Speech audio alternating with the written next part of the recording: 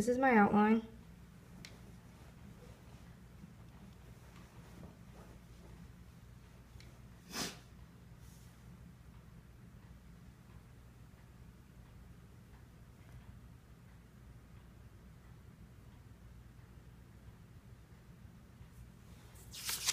This is the back.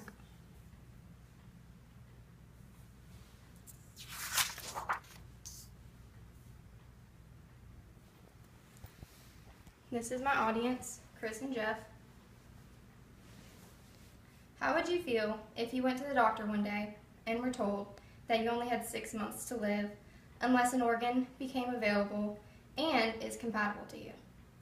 According to organdonor.gov, there are currently 121,496 people waiting for an organ, and more than 18 people will die each day waiting for an organ to become available to them. One of you might know someone that has been told that they have 6 months to live, or maybe one of you have been told that. Today, I'd like to talk to you about, first, why to become an organ donor, to donate your organs and tissues. Second, what can be donated while still living and after death.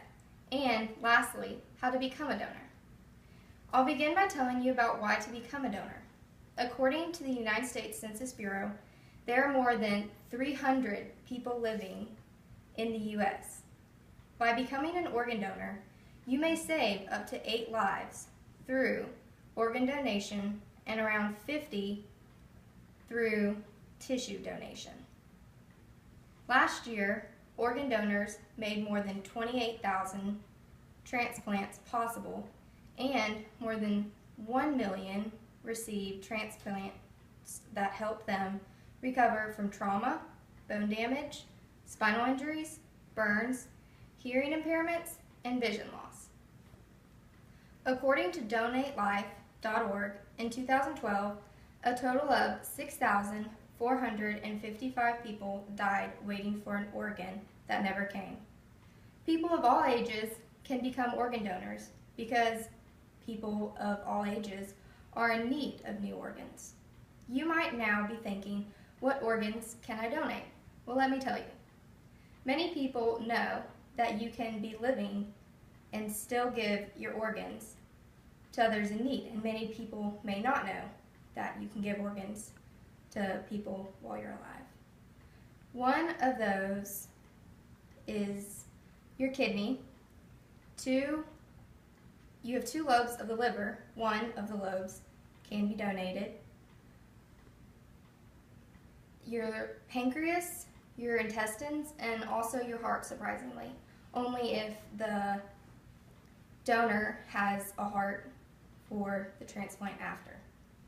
There are many other things that can be donated, like umbilical cord blood after having a baby, skin, blood, and marrow. After someone passes away, many more organs become available for donation, like both your kidneys, your lungs, your eyes, your liver, your heart, and many others. Lastly, I'll tell you how to become a donor. Many people may think that becoming an organ donor is difficult, but it is actually very easy. All you need to do is sign up as an organ donor in your state donor registry. Designate your decision on your driver's license, which in Georgia shows that there is a heart on your driver's license. Also, you can tell family and friends about your decision and include donation wishes in your advance directive, will, and living will. It's now very obvious how important it is to become an organ donor and giving many others a second chance. I have now told you about why to become a donor so you can donate your organs and tissues, what can be donated while still living and after death, and lastly, how easy it is to become a donor. How would you feel if you were that person on the waiting list in need of an organ, but there is not an organ for you? Imagine having to wait months, maybe even years, for a new organ. You could one day give someone a second chance at life and improve their quality of living just by donating your organs. I'm going to leave you now with a quote from Ben Carson. Happiness doesn't result from what you get, but what you give. Give your organs to others who need them and give them a second chance of happiness. Any questions? No. Thank you. Sign up.